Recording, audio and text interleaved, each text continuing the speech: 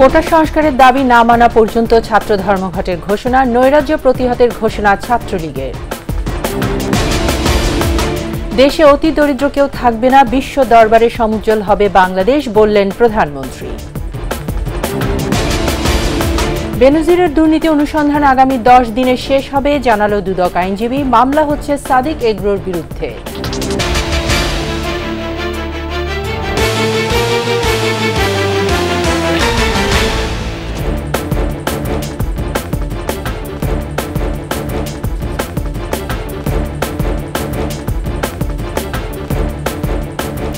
শুনছিলেন first security ইসলামী bank PLC সংবাদ শিরোনাম। আমন্ত্রণ রাত 9টার 21 সংবাদের সাথে আছি আমি তাইজিন রহমান।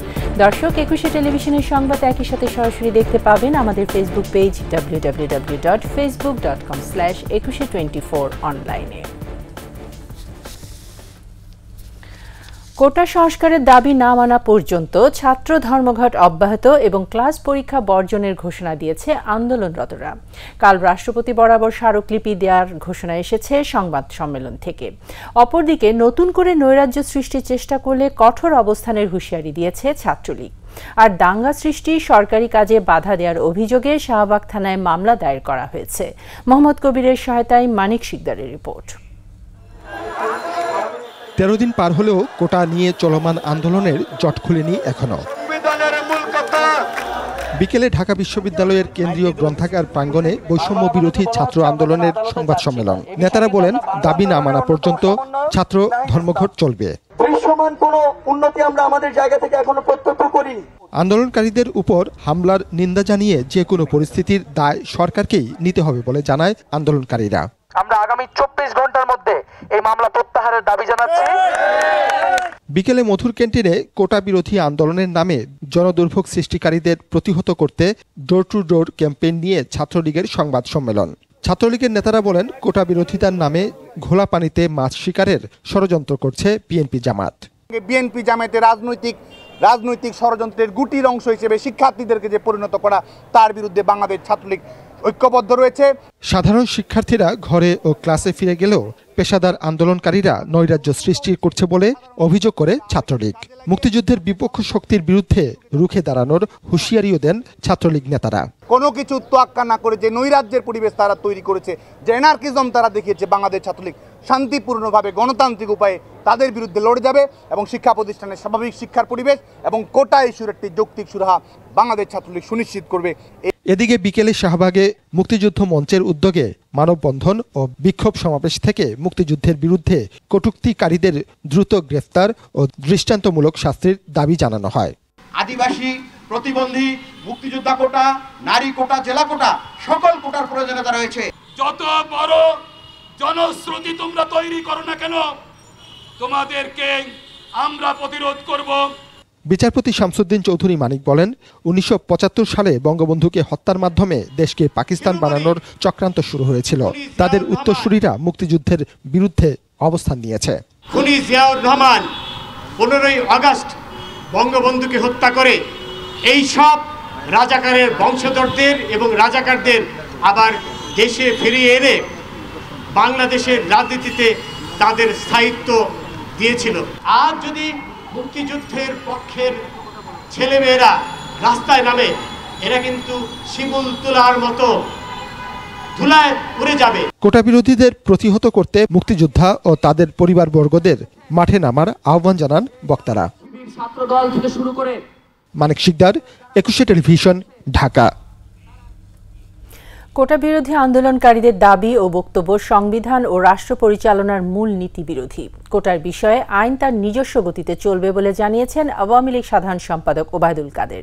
এদিকে দেশ বিরোধী অপশক্তি কোটা আন্দোলনে ঢুকে পড়েছে বলে অভিযোগ করেছেন তথ্য প্রতিমন্ত্রী মোহাম্মদ আলী আরাফাত। মাহমুদ হাসানের প্রতিবেদন।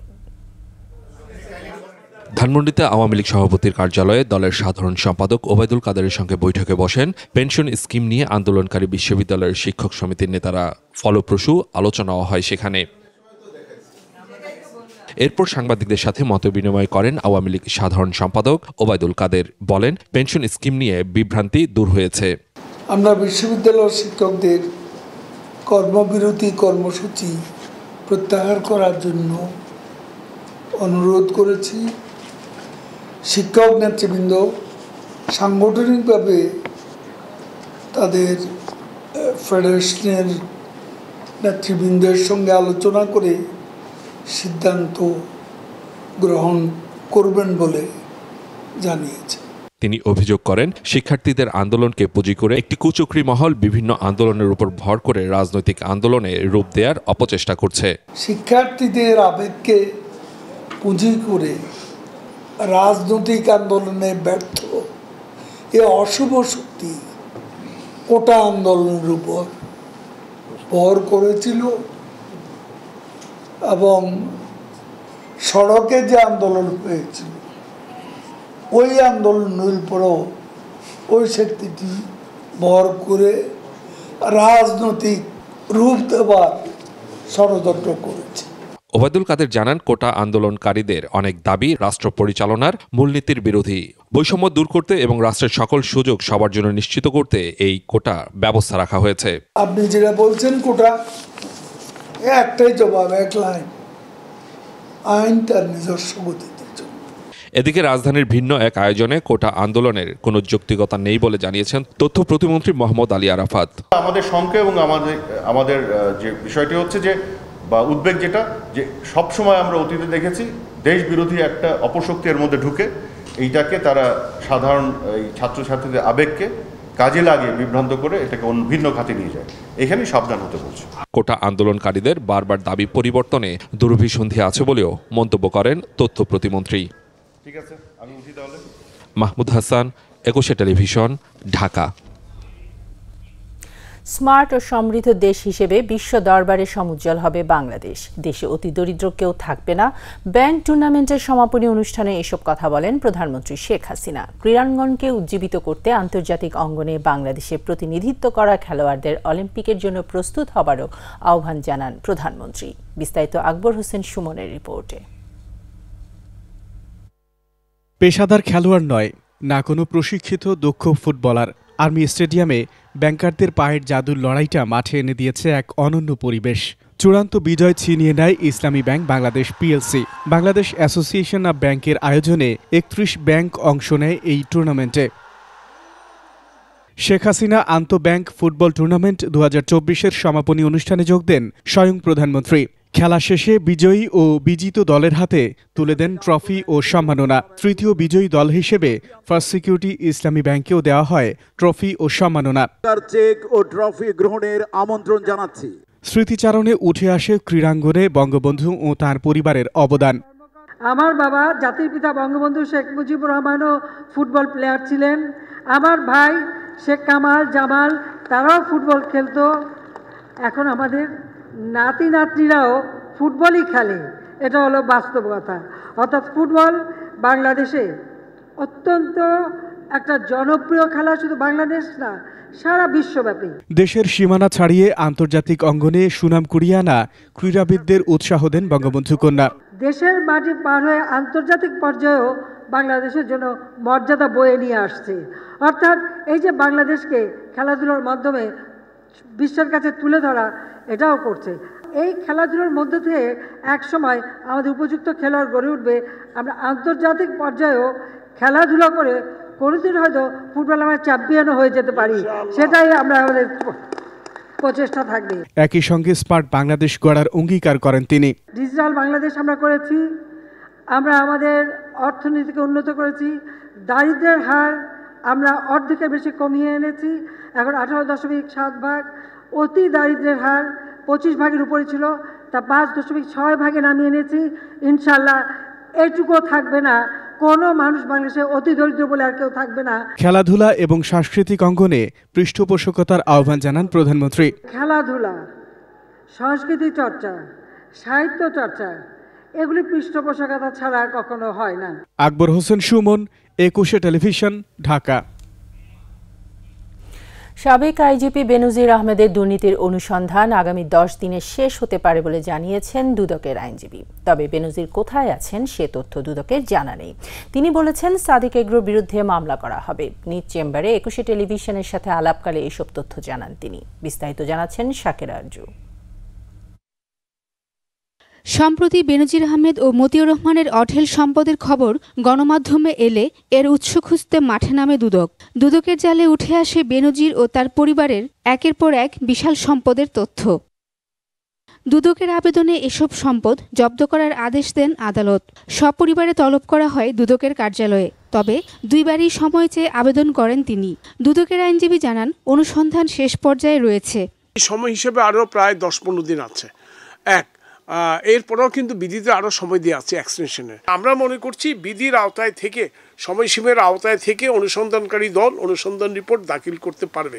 কারণ এ পর্যন্ত তাদের হাতে যে তথ্যপত্র আসছে তাতে আমি মনে করি, আমার ব্যক্তিগত মত, অনুসন্ধান রিপোর্ট দাখিল করার জন্য যথেষ্ট তথ্য প্রমাণাদি পাওয়া গেছে।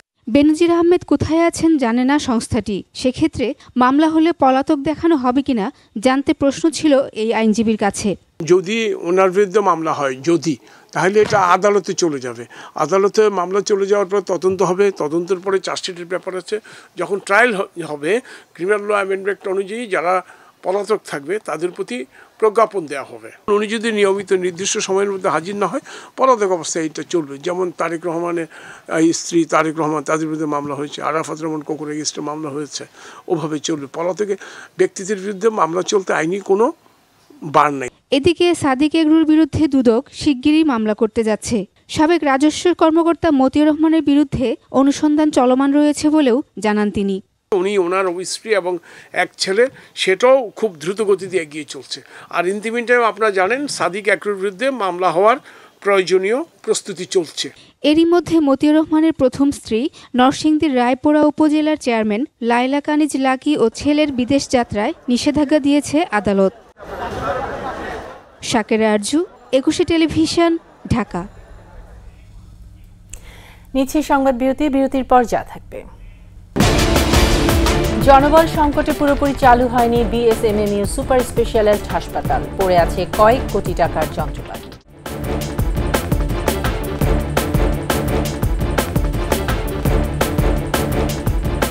আবার আমন্ত্রণ রাত 9টায় 21 সংবাদে। জনবল সংকটে পুরোদমে চালু হয়নি বঙ্গবন্ধু শেখ মুজিব সুপার স্পেশালিস্ট হাসপাতালের কার্যক্রম। খালি পড়ে আছে এখানকার বহু বেড।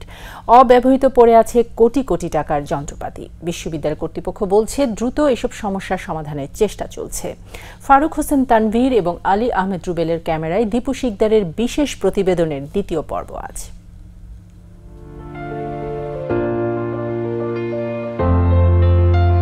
প্রায় 1,500 কোটি টাকা ব্যয়ে রাজধানীর শাহবাগে নির্মাণ করা হয়েছে বঙ্গবন্ধু শেখ মুজিব সুপার স্পেশালিস্ট হাসপাতাল।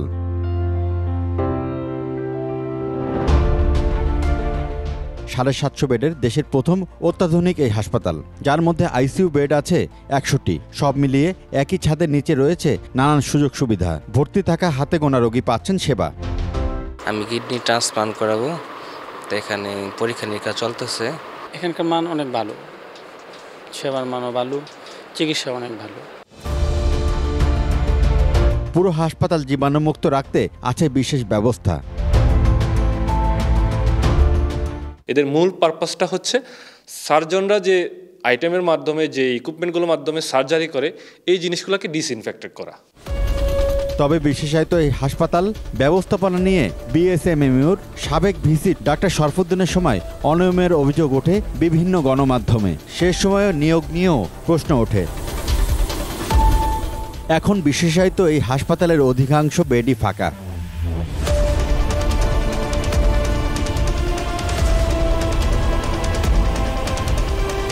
বিভিন্ন ইউনিটের মূল্যবান যন্ত্রপাতি পড়ে আছে অব্যবহৃত অবস্থায়। অনেক যন্ত্রের প্যাকেটই খোলা হয়নি। রয়েছে লোকবল সংকট।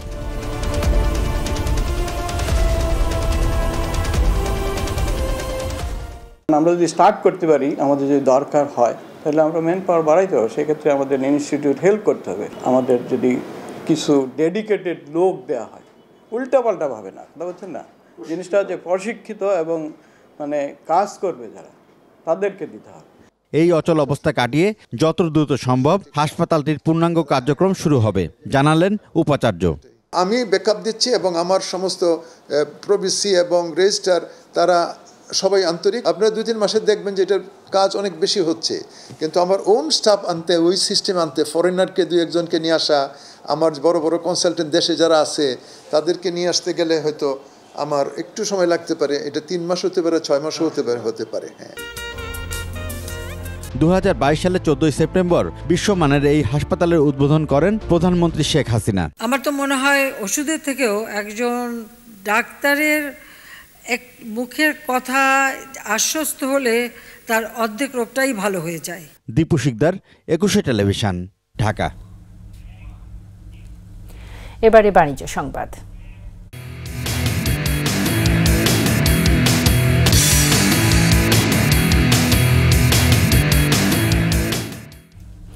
চালু হলো বাংলাদেশের প্রথম এআই চালিত IELTS প্রস্তুতি সহায়ক প্ল্যাটফর্ম। IELTS পরীক্ষার কষ্টসাধ্য প্রস্তুতির সমাধানে দেশে যাত্রা শুরু করলো ব্যান্ড স্কোর 9। IELTS প্রস্তুতির পুরো প্রক্রিয়ায় উল্লেখযোগ্য পরিবর্তন নিয়ে আসতে ডিজাইন করা হয়েছে এই উদ্ভাবনী প্ল্যাটফর্ম। গুলশানে আয়োজিত একটি ইভেন্টের মধ্য দিয়ে আনুষ্ঠানিকভাবে এই প্ল্যাটফর্ম চালু করা হয়েছে। উদ্বোধনী অনুষ্ঠানে অন্যান্যের মধ্যে দ্য এম্বাসি অব ফিলিপিন্সের vice consul Gutierrez, prime Asia ইউনিভার্সিটির ভাইস চ্যান্সেলর প্রফেসর ডাক্তার শুভময় দত্ত ও উদ্দীপন রিনিউয়েবল এনার্জি লিমিটেডের চেয়ারম্যান নাজির আলম সহ কর্মকর্তারা উপস্থিত ছিলেন।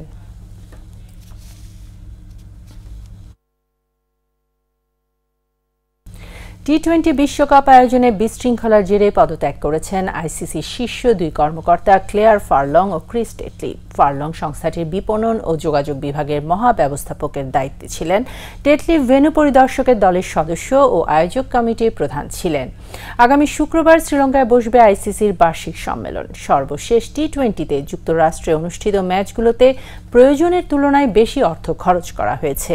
এ নিয়ে আইসিসি পরিচালনা পর্ষদের বেশ কয়েকজন সদস্য প্রশ্ন তুললে পরিচালক পঙ্কজ খিমজি বিশ্বকাপে আয় ব্যয়ের হিসাব জানতে চেয়ে সব সদস্যের কাছে চিঠি পাঠান এবং তদন্তের আহ্বান জানান।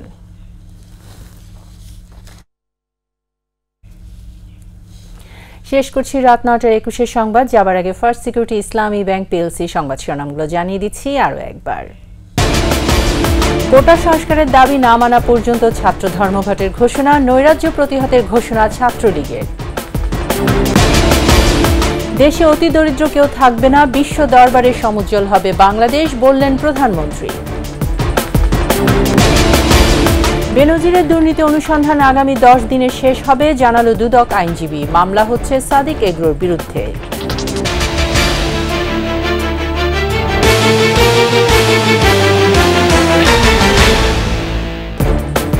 সর্বশেষ সংবাদ জানতে ডায়াল করুন 2021 নম্বরে আর ভিজিট করুন 21-tv.com এই ওয়েবসাইটে। এছাড়া ফেসবুকে ভিজিট করতে পারেন www.facebook.com/21f241।